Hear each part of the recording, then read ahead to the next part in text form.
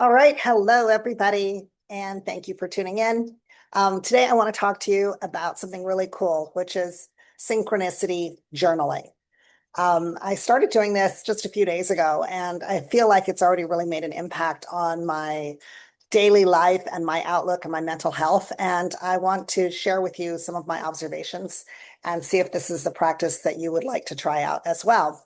So, about a month ago, I started gratitude journaling, and that's fairly easy. I've done a lot of that sort of in my mind anyway over the years, but just putting it in practice every day and actually writing down everything I'm grateful for until I filled an entire page has really helped start the day for me in an attitude of gratitude and just be more present and open to things going on.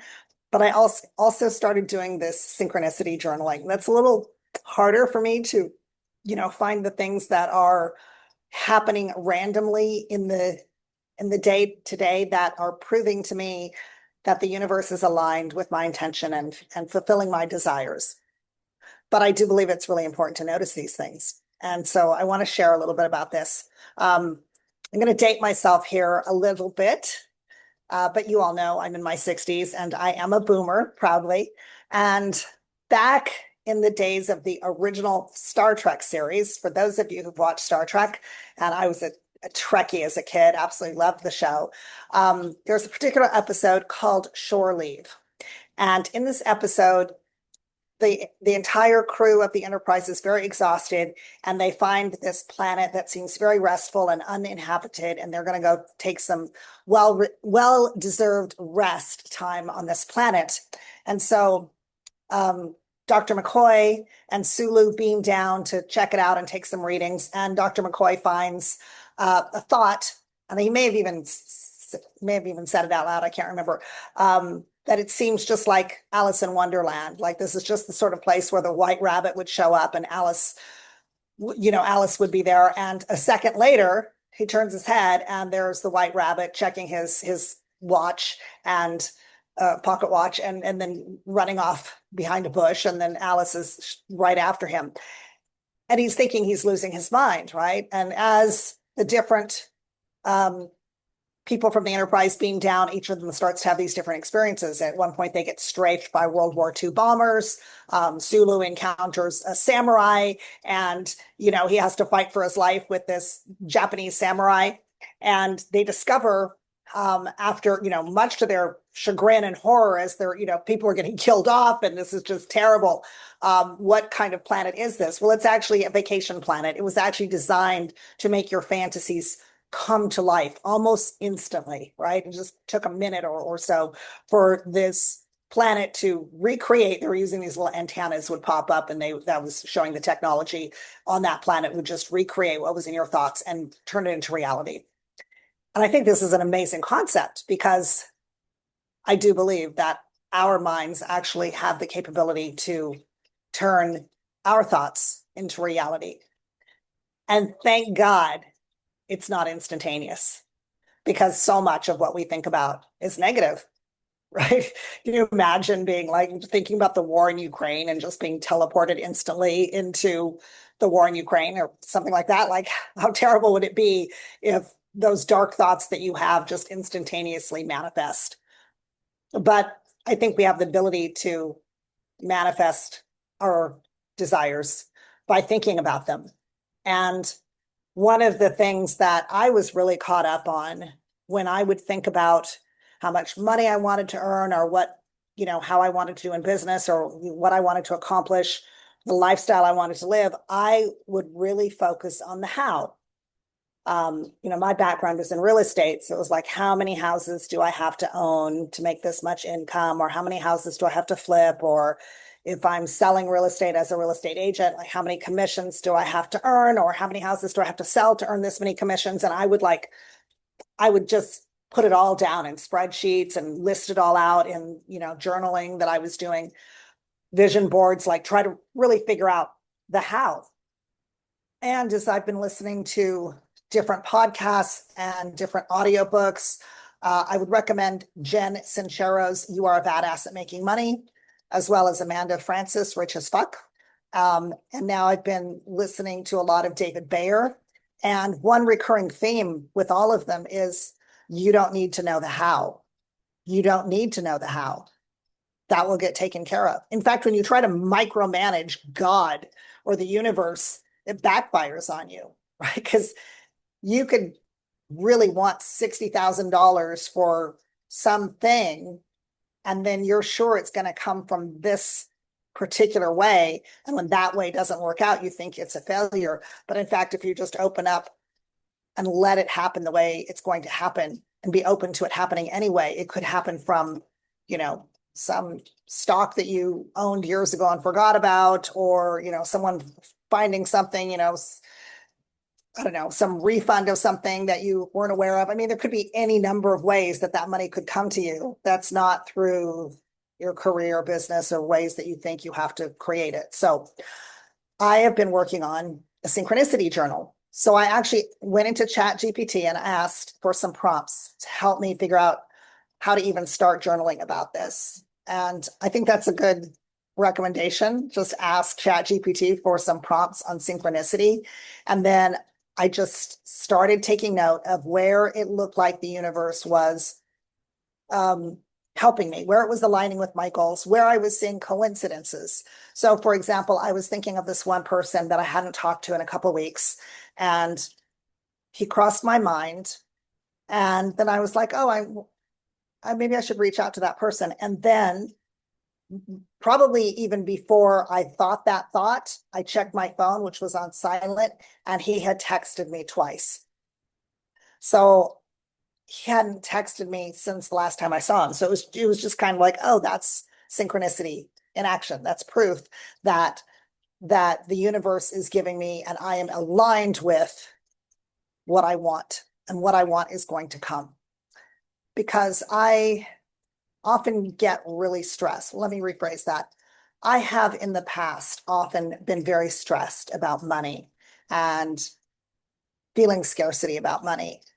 And there was a David Bayer quote that I heard that was, if you have resistance to spending, you have resistance to receiving. And that was mind blowing to me, because I have always thought that my budgeting, my being a good steward of my money by being very careful with it and being very tight with it and being, and not overspending on things and being basically very cheap, was like a nice identity trait, that was a good thing, that I was a good steward of money. And when it was brought to my attention that I was living in scarcity in this way, and that this wasn't maybe helping me to grow and to receive money, because if you were not able to let go of money, you also can't allow money to come to you easily and freely. And money is currency, right? Currency, like the current of electricity, it runs through. It's not supposed to just get stuck in one place. So I find myself working to being giving. And for me, that also involves being giving with my time, being giving with someone who needs my help, someone who needs attention, someone who needs something. So this has come up in a couple ways, even just something as simple as holding the elevator door for someone today at the gym. A lot of times I'm just in my own world and I'm not really paying attention, and I would just, press the button and then go on my phone and, answer a text or whatever. And I was noticing this person was kind of far away from the elevator, but was going to come, and it's a really long wait on that elevator. And I'm like, I'm just going to hold the door for this person and, and do the nice thing and know that I have time. I have plenty of time. And I'm telling myself now, I have plenty of time. I have plenty of money. It's going to be fine. The universe will take care of things. It will work out. And then just feeling so grateful in that moment that it's okay. I don't have to be in a hurry. I don't have to be in a rush. And I saved that elevator for that person, who probably saved them like another 5 minutes of waiting for that elevator to come back down. So I felt good about just like being open and easy to both the giving and the receiving, whether it's about money or about time. I was in a hotel room a couple nights, hotel room.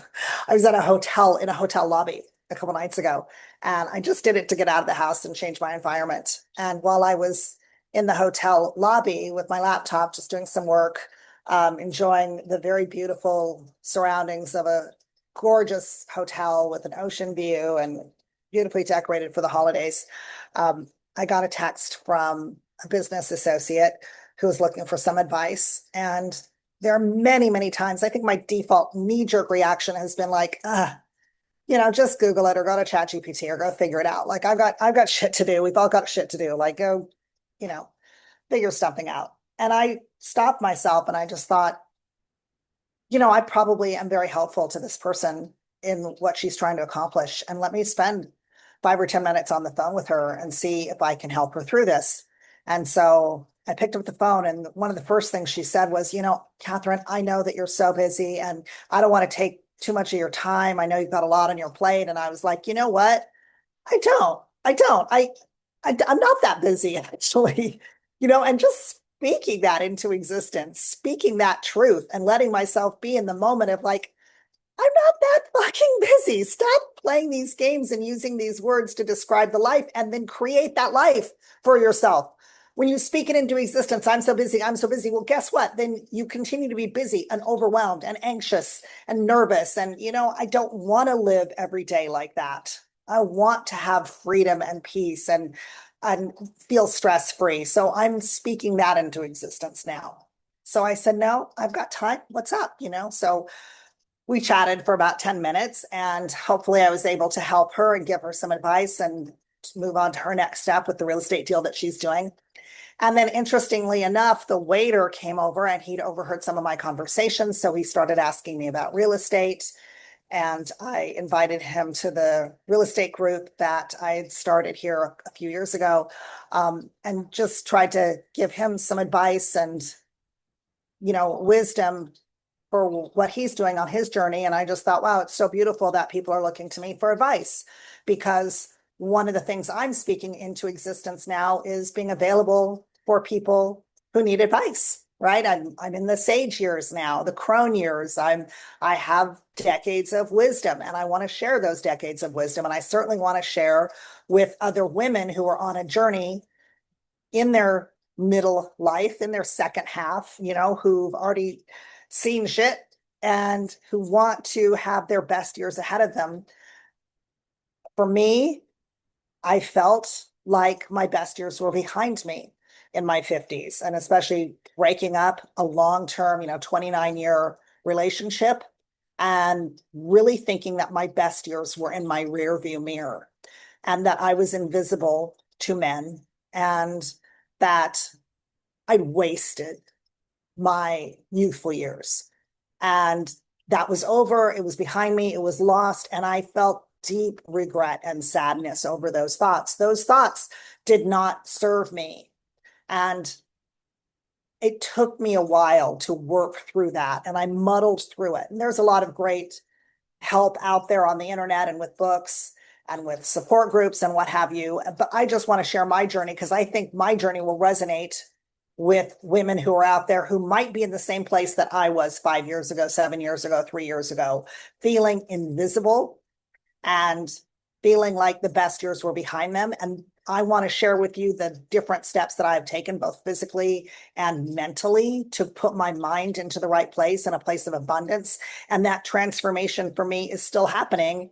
And it's happening like quicker and quicker. Like I feel like the person I was a month ago is very different even than the person I am today. And probably the person I will be in 30 days is going to be much more enlightened and much more calm and much more abundant and have an even better life than the one that I've created for myself in this moment today at the very last day of 2025. So I want to share that one of the tools I'm using is synchronicity journaling.